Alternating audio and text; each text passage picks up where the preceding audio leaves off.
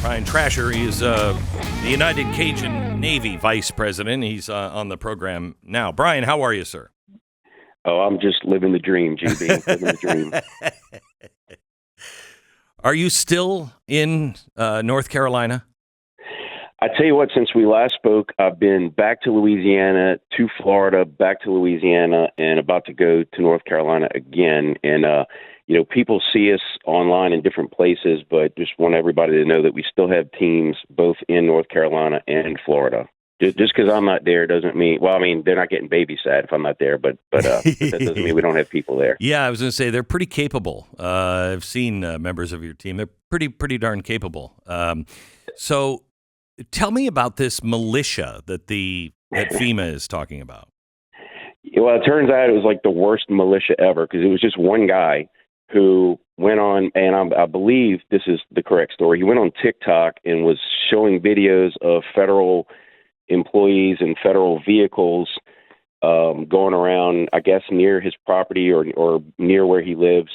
And he was showing videos of some of them that were armed, which, it's not like, I don't think it's that big of a deal that some of these, federal officials are armed. It's like, cops and now North Carolina's an open carry state anyway, yeah. Right? So everybody was armed when I went down there. Yeah, no kidding. Yeah. So he made a comment. I believe he made a comment that was construed as like, he was not happy about it. Maybe he was going to do something about it. Somehow that turned into there's an armed militia. Fortunately, the North Carolina National Guard came out fairly quickly and said, "Hey, look, we talked to our troops. They haven't seen anything like that." Now, the feds, like overabundance of caution. And just in case this rumor is true, we're going to. Wait, you're breaking up badly. Brian, are you there? Yeah, I'm sorry. I said, yeah, I'm here. Can you hear me? Yeah, go ahead. Oh, sorry. Yeah. So I would say, I understand the feds, in an abundance of caution for their employee safety, pausing things. But my understanding is that it was just a brief pause and they're back at it. But again, there's been so much misinformation, not just on the internet, but, from the feds also. Glenn, we both know that, the federal government will tell you, don't believe your lying eyes. And then their allies in the media, unfortunately, will stand in front of the burning Hindenburg and tell everybody that it was just a mostly peaceful blimp landing. Right. So nobody's helping. You know what I mean? It doesn't help. Just say, if people see something and they actually get it on video, then, just don't tell them it's not true. Say we're investigating. Yeah. At least try to tell the truth. Well, that's difficult for a lot of people to do, especially at the higher levels of government. I feel bad for the FEMA workers because a lot of these people are just, volunteers, or they're people that, are, very low level that are just going out and trying to help. Some of them are part of the red tape. And I'm going to leave out the ones at the very tippy top that I have a little bit of contempt for. But nobody should ever threaten any of them. I don't think it's a problem to say, you know what, thank you, but no thank you. We as a community have decided you can turn your trucks around and go home. We have this. There's no problem with that, but there should never be any threats made. Correct. It's just not correct. Right. Yeah, because at the very top, there are political appointees who are confirmed by the Senate. But like you said, you're talking about employees and sometimes in their 20s and 30s, and they're out there, and not all of them are with FEMA. They have people from the Forestry Service, different federal departments that are out there, trying to just beef up the staff that they have and the presence that they have. We've heard reports that people are turning down help from federal agencies and saying, no, we want the Cajun Navy. And as heartwarming as that is, like, they got to understand that we're just a tiny nonprofit. We can't get to everybody. Yeah. So we wouldn't suggest turning down any help. But of course, to your point, any communities have the right to, self-reliance and doing things on their own. Yeah. And I understand. This used to be something that Americans were proud of, that we're going to take care of it ourselves. And no, thank you. We believe the government is the problem. We should be skeptical of our government. We shouldn't be violent against our government or threaten violence, but we should be skeptical of them, especially when they deserve that side eye. When they have not been there for 7 to 10 days and then they show up because the pressure is, on them. I think it's reasonable to have the community come to their own conclusion that I don't know that they really care about us. So I'm not going to be a photo op. But, Right. Well, I can tell you, a reporter asked me, what the genesis or my opinion of the genesis of this distrust in government. And I said, well, I think it goes back to how this nation was founded. They were distrusting of a crazy king. And despite having a 13 colony lead, the British still got their asses thrown off this continent. Right. So it goes back a long way. And then, of course, a lot of stuff that went on during COVID didn't help. It's helped, always question your leaders. It's your duty as a citizen to question your elected leaders and their policies, and make your voices heard at the ballot box is the best advice I can give. I mean, George Washington said, treat government as you treat fire. If you're in control of it, it's fine. If you're not in control of it, it's deadly. Don't trust the government. It was in one of my favorite stories from history on federal help is the hurricane that came in, I think in the 1920s in Texas, and the citizens met the government. Hoover sent a bunch of people down with a bunch of relief, and they met them at the state line and said, "Turn your trucks around. We don't need your help." And he went back and he said, "Hey, Texans need the money. Let's raise the money and, pass this law so we can give them money." Congress turned it down and said, "No, we're not in that business. That's not our deal." And Texas raised more money than what the government was thinking about doing, and they did it on their own. That's the way it should work.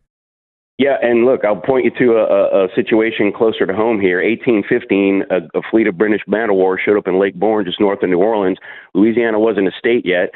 Most of the people living in New Orleans didn't even know they were American citizens yet, and yet they asked them to come down and defend the city, and they had to enlist a band of pirates because they're the only ones that had any gunpowder and rifles, and they were able to thwart a force of 3,500 British soldiers who had put foot on ground in Chalmette, Louisiana. So, it's always up to the citizens to act first and take care of themselves. And if the cavalry shows up, great.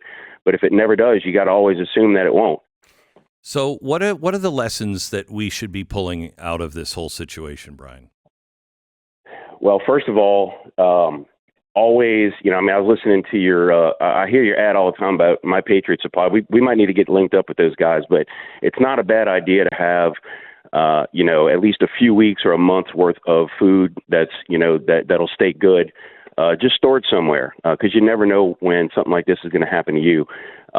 Make sure that you have a plan. If you know that a disaster is coming, make sure you can execute it. And again, just collaborate with your community. Like there has to be some sort of local response plan that goes beyond what the government's doing because I think a lot, especially local governments, I think have the best intentions on how to respond to these things. But when your police and your fire and your EMS employees who are usually out there doing a great job every day, and I'm not saying I'm not saying they ever don't do a great job, but I mean, when they get hit too, when their house floods and their roof rips off, they have other problems besides their job. You know what I mean? So, just make sure you can be as self-reliant as you can because the cavalry is always going to come. You just don't know when. That's why, we talked about it last time. FEMA is a second responder. That's why we're the first responders, or we try to be. Brian, are you former military? I'm not. I'm not. But right. I come from a long line, and we, veterans make the best volunteers for us because you can't freak them out. Right. And what I learned from this being on the ground is, a lot of vets are like, what was all of that for? If we just gave it back to them, what was all of that for? I'll tell you, I really think that it's going to be former military that saves us because if there are natural disasters everywhere, if there's real distrust and unrest in the country, you guys are just so good at organizing and just saying, no, relax. You over there, you just do this, you go find this and you do that. I mean, it was so well organized by you guys and military vets that were just in the area.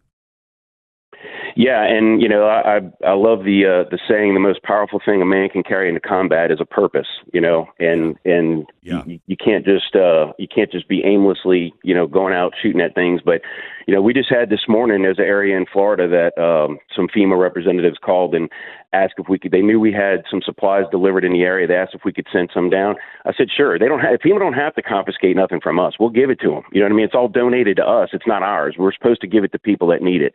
So, we work with them when we can, and then, obviously sometimes it's they're slow or they're this or they're that. I mean, people can criticize the job they're doing, but they are doing a job, and we just say, hey, let them do it. Be kind to their workers, and let's get through this recovery, because it's going to be a marathon, not a sprint. Yeah. Brian, thank you so much. God bless you. And thanks, Glenn. Always. God bless the Cajun Navy. I appreciate it. Thank you. Love you. Thank you. Yeah, love you too. It is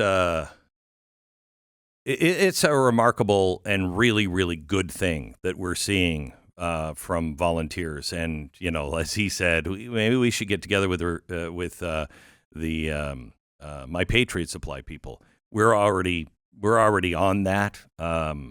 Mercury One is putting together a disaster team unlike anything I think anybody has. I mean, it's remarkable.